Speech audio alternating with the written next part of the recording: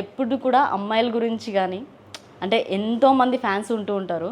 And నేను నిన్న మీకు ఒక క్వశ్చన్ అడిగాను అనమాట వశీకరణ గురించి, స్త్రీ జాతిని అంతా చేసేసుకుంటానని. జనరల్గా చెప్పండి సార్, మీరు ప్రజెంట్ ఎంతమందిని మెయింటైన్ చేస్తున్నారు? నేను ఇప్పుడు చేయను అలా.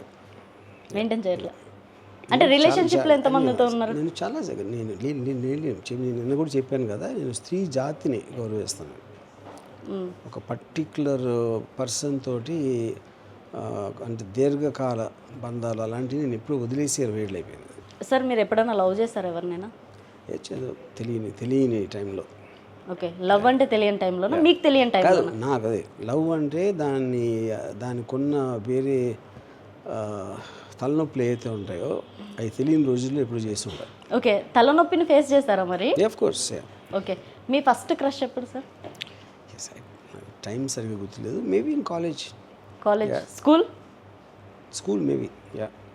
కానీ గుర్తు. I think my first crush was my టీచరా?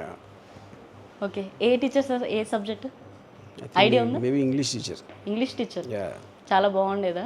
అప్పుడు నేను చూసిన వాళ్ళు కంపారిజన్లో మేబీ. అంటే చాలామందికి అంటూ ఉంటారు కదా, నా ఫస్ట్ క్రష్ మా టీచరు అని. సో నిజంగానే ఉంటారు అయితే. ఇప్పుడు మీ రిలేషన్షిప్స్ అలా మెయింటైన్ చేయను అని అంటున్నారు సార్. మ్యారేజ్ మీద ఒపీనియన్ ఏంటి సార్ మీకు? ఏం లేదు.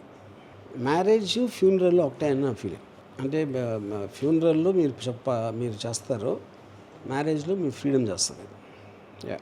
ఓకే, మరి ఈ రోజుల్లో చాలామంది లవ్ అని ఎంటబడడం కానీ సూసైడ్ చేసుకోవడం కానీ చేస్తారు. పెళ్ళి వరకు చేస్తారు అవన్నీ.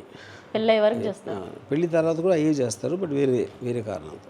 సార్ స్టిల్ ఇప్పటికి కూడా ఏదైనా రిలేషన్లో ఉన్నారా మీరు? లేదు. అసలు లేను. ఏ అమ్మాయితో నాకు కాంటాక్ట్ లేను. మరి ఎలా ఉంటారు సార్? మరి ఎవరితో మాట్లాడుతూ ఉంటారు? అంటే మీ షేరింగ్ ఎవరితో చేస్తూ ఉంటారు? అది మీకు చెప్పాల్సిన అవసరం లేదు కదా, అది ప్రైవేట్ మ్యాటర్. అది అంటే ఎవరో ఒకరు ఉంటారు. లేరని చెప్పాను కదా. Okay sir.